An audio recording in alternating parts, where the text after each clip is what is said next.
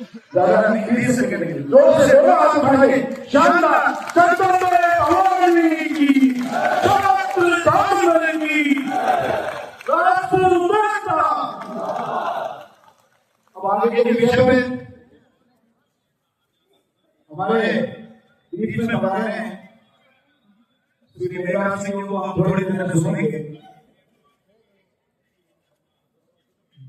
आपके पूर्वी राजस्थान में से गांव में गए और जब यूजीपीएम की जब चर्चा करी गांव में आके इस बारे में बताया कि 90% से ज्यादा अंक वाले उस होनहार बालक जो आर्थिक रूप से कमजोर है और उनके परिजनों के द्वारा शिक्षा में सहायता नहीं की जा सकती, उस हर एक व्यक्ति को इस पूरे कंसेप्ट के बारे में, इस पूरी यूजीपीएम की योजना के बारे में 80% से ज्यादा लोगों को पूर्व से जानकारी दी।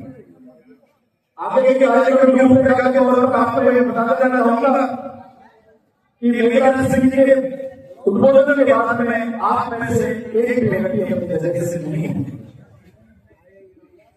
बात मानेंगे कि नहीं मानेंगे? सबसे पहले भगवती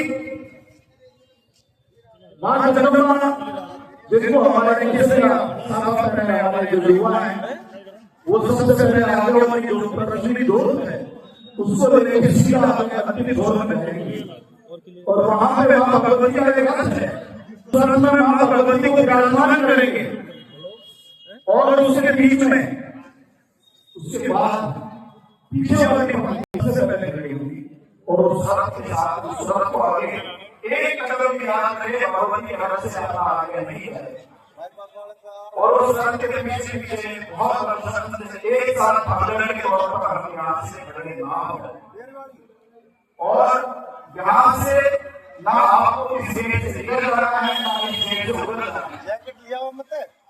कोई जाना चाह रहा हो तो पहले चले जाए, मेरे हाथ जोड़ के विनती है। इस 1 किलोमीटर की जो हमारी एकता की जो एक यात्रा है छोटी सी उधर हमारे साथ है, वहीं से आगे आना है और वहीं से हमारे अतिथि उन्होंने हेलीकॉप्टर लिए वहां भी हम भी उनको सम्मान के साथ यहाँ से कार्यक्रम को बढ़ाने के लिए धन्यवाद भी व्यक्त करेंगे। तो अगर जो 1 किलोमीटर की यात्रा में समाज के हिस्से से अवश्य के किसी भी नहीं चलने की इच्छुक है वो पहले चले जाए। अगर चलना चाहें तो हमारे साथ में इसी अनुशासन के साथ में बैठा रहे।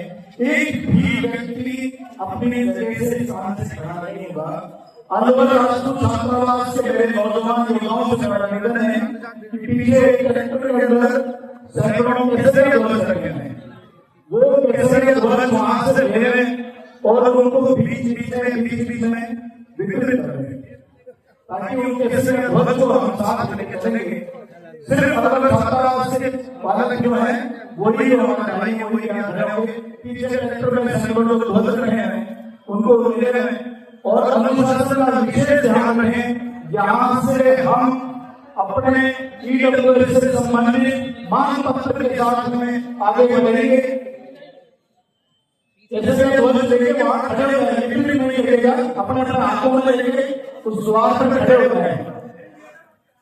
अब आपका और वहां पे जो सिर्फ समाज की मांगों की बात यहाँ पे की गई है वो मांगों का एक मांग पत्र हम वहां पे सौंपेंगे। हमारे अतिथि महोदय यही रहेंगे, हम उधर चले जाएंगे। आप आपके हेलीकॉप्टर की तरफ आएंगे। समाज का पूरा जो जनसंचार यहाँ पे जैसे जनसंचार है वो वहां पे हम लोग एक साथ करेंगे, एकजुट होकर चलेंगे।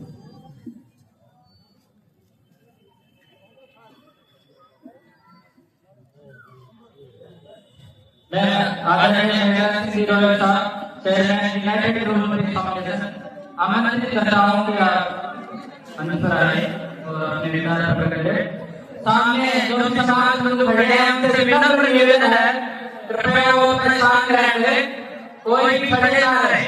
अगर कुर्सियां नहीं है तो जाकर प्रयास करें और अपनी अपनी जगह पर स्थान ग्रहण करें।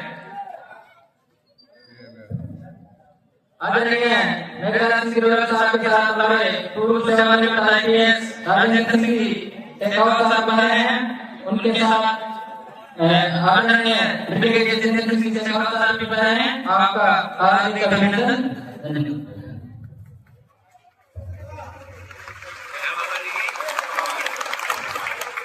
सामाजिक एकता जिंदाबाद, राष्ट्रीय एकता।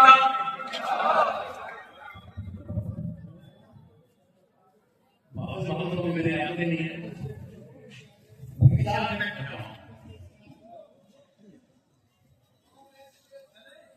ये आर्थिक युग है। इस आर्थिक युग के अंदर सबसे पहले आवश्यकता किसी की इतिहास के बारे में तो सब कुछ शक्ति वाला बता दिया गया है और आप खुद भी ध्यान रखो। इतिहास को कभी दोहराया नहीं जाता, इतिहास से सीखा जाता है।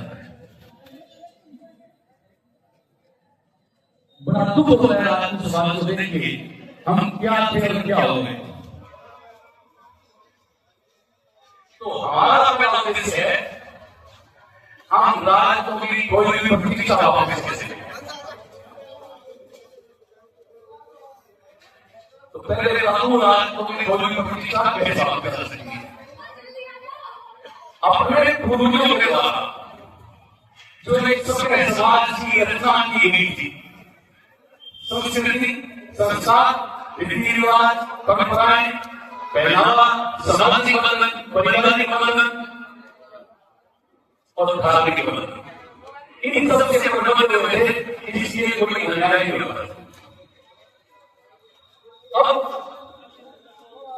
वो व्यवस्था नहीं, उसका कारण अपने एक ही है कि अपने पूर्वजों के द्वारा ये अपना इतिहास था,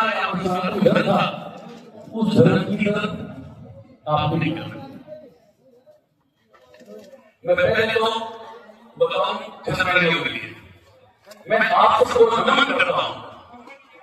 इस मिट्टी में सत्याग्रह ने ऐसे ऐसे युवाओं का जन्म दिया जिन्होंने कभी अपने हाथ से काम नहीं की, साका कर दिया, जोर कर दिया, तो आपने इज्जत में आंच नहीं आए, ये आपस में आना। इसलिए उसका कारण क्या था? महापुराण में लिखा हुआ है प्रत्येक प्राणियों को 7 भाई बनाने चाहिए। सर्व समाज को जब साथ लेके भी जाओगे तो फिर अकेले रह जाओगे और अकेले आप कुछ नहीं कर सकते। और हर राष्ट्र को एक चीज समझ लेनी चाहिए। अब बच्चे से निर्धारण हो रहे हैं, आपके बच्चा जन्म लेता है, ब्राह्मण की जरूरत है, ब्राह्मणों की जरूरत है, नायक की जरूरत है, रिलीजन की जरूरत है, कुमार की जरूरत है, भाषी की जरूरत है और डोली उनकी जरूरत है। सभी समाज एक दूसरे के अपने जो अपने से अलग होते हैं, इनको साथ में जैसे इसराइल है, इन जातियों में अपने से अलग होती थी। अब क्या हुआ कि 250 सालों से आपके इतिहास को विकृत करना शुरू कर दिया, आपकी एकता को खंडित करने के लिए। इसलिए सब में ईगो पैदा कर दिया। जैसे हाथ बार में खा आंख बार में हृदय कान दाल पेट वाला बताने सब महत्वपूर्ण किसी होते हैं। सब में आत्मा मेरी परमात्मा के पास में परमात्मा ने बोला 24 घंटे एक ही चीज काम करते हैं यार, इसको 2 सेकंड के अंदर करो, ये सब खत्म हो जाएगा। तो आपका समाज सब हाथ होता था, सब समाज का इनको अपने छोड़ दिया, अपने छोड़ दिया, अपने ले रहे।